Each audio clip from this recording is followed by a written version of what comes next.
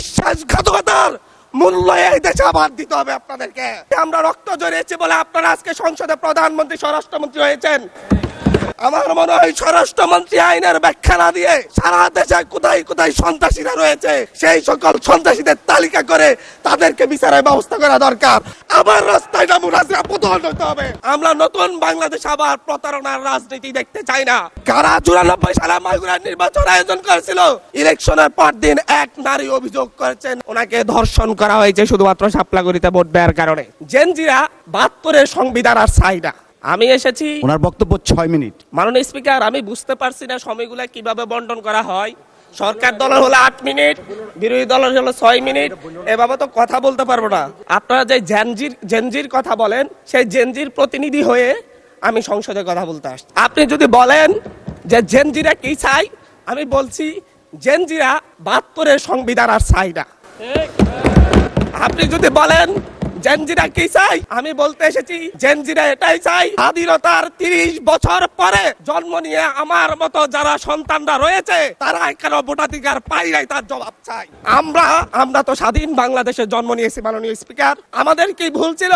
আমরা তো নতুন মানচিত্র পেয়েছি, আমরা তো নতুন পতাকা পেয়েছি, আমরা নতুন সীমানা পেয়েছি। আমাদের পূর্বপুরুষরা 1971 সালে রক্ত দিয়ে আমাদের জন্য একটি নিরাপদ বাংলাদেশ গড়তে চেয়েছেন, কিন্তু আমরা কি সেই নিরাপদ বাংলাদেশ পেয়েছি? আমরা কি সেই নতুন বাংলাদেশ পেয়েছি? 71-এ 30 লক্ষ মানুষ শহীদ হয়েছে, জীবন দিয়েছে। তাদের পরবর্তী সন্তানরা যেন নিরাপদ বাংলাদেশে ভোটাধিকার পায়, যেন রক্ষী বাহিনী না হয়, যেন আবার দুর্ভিক্ষ না হয়। কিন্তু আমরা কি দেখেছি? আমরা দেখেছি বাংলাদেশে দুর্ভিক্ষ হয়েছে। 1973 সালে ভোট চুরি হয়েছে। আমি এই ইলেকশনে ভোট ডাকাতি দেখেছি। আমার ঘরে বড় হামলা করা হয়েছে। আমি কি এই ইলেকশনের জন্য নিজের রক্ত জড়িয়েছি? আমি আজকে স্বরাষ্ট্রমন্ত্রী আছেন, মাননীয় প্রধানমন্ত্রী আছেন, আমি এখানে প্রশ্ন করি, আমরা রক্ত জড়িয়েছি বলে আপনারা আজকে সংসদে প্রধানমন্ত্রী স্বরাষ্ট্রমন্ত্রী হয়েছেন। রক্ত জড়িয়ে গুলিবিদ্ধ হয়ে 3 দিনের মাথায় মাননীয় সংসদ সদস্য আপনার বক্তব্য অব্যাহত রাখুন। 144 ধারার মধ্যে আবার নিজে গুলিবিদ্ধ পা নিয়ে বের হয়ে গিয়ে সংবাদ সম্মেলন করে বলেছি আবার রাস্তায় নামুন, হাসিনা পতন হতে হবে। আমরা বলেছি নতুন বাংলাদেশ দিব। আমরা নতুন বাংলাদেশ আবার প্রতারণার রাজনীতি দেখতে চাই না, প্রবঞ্চনার রাজনীতি দেখতে চাই না। যেই গণভোটের পক্ষে আমাদের মাননীয় প্রধানমন্ত্রী প্রচারণা চালিয়েছেন, যে আদেশের পক্ষে মাননীয় সরকার দলীয় সংসদ সদস্যরা প্রচারণা চালিয়েছেন, আজকে এখানে সেই কারণে এটা নিয়ে আবার দীর্ঘ আলোচনা হতে হবে। আমরা 90-এর গণঅভ্যুত্থানের কথা বলে যাই নাই। 3 জোটের রূপরেখা হয়েছে, বাংলাদেশ গণতান্ত্রিক ভাবে উত্তীর্ণ হবে কথা দেওয়া হয়েছিল। কিন্তু 94 সালের মাগুরার নির্বাচন কারা আয়োজন করেছিল? কারা 94 সালে মাগুরার নির্বাচন আয়োজন করেছিল? আজকে আবার এই সংসদে দাঁড়িয়ে আবার এমন একটা ব্যবস্থা নিয়ে যাচ্ছেন, আরেকবার যে মাগুরার নির্বাচন আয়োজন করবেন না, এর নিশ্চয় দেখা দিবে। আমি আমার সবচাইতে কম বয়সী প্রার্থী হিসেবে নিজের প্রার্থীটা জমা দিয়ে এলাকায় গিয়েছি প্রচারণা করতে। 3বার হামলা শিকার হতে হয়েছে। আমি সংসদ সদস্য হিসেবে এলাকায় গিয়েছি, সেই জায়গায় আমার উপর হামলা করেছে, সরাসরি ভিডিওতে দেখা গিয়েছে। দেশীয় অস্ত্র নিয়ে আমাকে কোপাতে আসা হয়েছে। তারা কারা? ওরা তো তারাই যাদের প্রত্যেকের হাতে বিএনপি দলীয় নেতা কর্মীদের রক্ত লেগে আছে, প্রাণ লেগে আছে। এই বিশ্বাসঘাতকতা মাননীয় স্পিকার, এই রাষ্ট্র আর সইবে না, আপনারাও সইতে পারবেন না। বিশ্বাসঘাতকতার মূল্য এই দেশে আবার দিতে হবে আপনাদেরকে।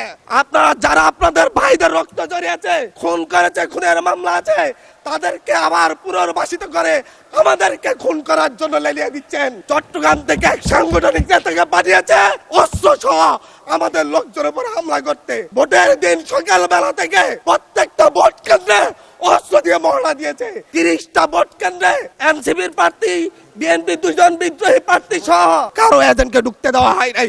এটার জন্য কি আমরা আমাদের রক্ত জড়িয়েছি? মাননীয় স্পিকার, ইলেকশনের একদিন পরে আমাকে আর 1 মিনিট বাড়িয়ে দিবেন মাননীয় স্পিকার, 1টা মিনিট। মাননীয় স্পিকার, ইলেকশনের পর দিন এক নারী অভিযোগ করেছেন ওনাকে ধর্ষণ করা হয়েছে শুধুমাত্র শাপলাগুড়িতে ভোট দেওয়ার কারণে। 1 ঘন্টার মধ্যে ধন্যবাদ মাননীয় সংসদ। আচ্ছা ঠিক আছে, 1 মিনিটের মধ্যে সংক্ষিপ্ত শেষ করবেন। 1 মিনিট। সার্কেল এসপি 1 ঘন্টার মধ্যে বলেছে এই ধরনের কোনো ঘটনা ঘটে নাই। আজকে 42 দিন পার হয়েছে, এখনো ডিএনএ রিপোর্ট আসে নাই। মামলা নিতে 3 দিন দেরি হয়েছে। সিভিল সার্জন অফিস তদন্ত কমিটি করে দিয়েছে, তদন্ত কমিটির রিপোর্ট জমা দিয়েছে, ভুক্তভোগী নারী জানে না তার তদন্ত রিপোর্ট কি এসেছে। এই ভয়াবহ পরিবেশ তৈরি কারা করছে? আমার মনে হয় স্বরাষ্ট্রমন্ত্রী আইনের ব্যাখ্যা না দিয়ে আইনমন্ত্রী আইনের ব্যাখ্যা দিবেন। স্বরাষ্ট্রমন্ত্রীর এসবে মনোযোগ দেওয়া দরকার, স্বরাষ্ট্রমন্ত্রীর মনোযোগ দেওয়া দরকার।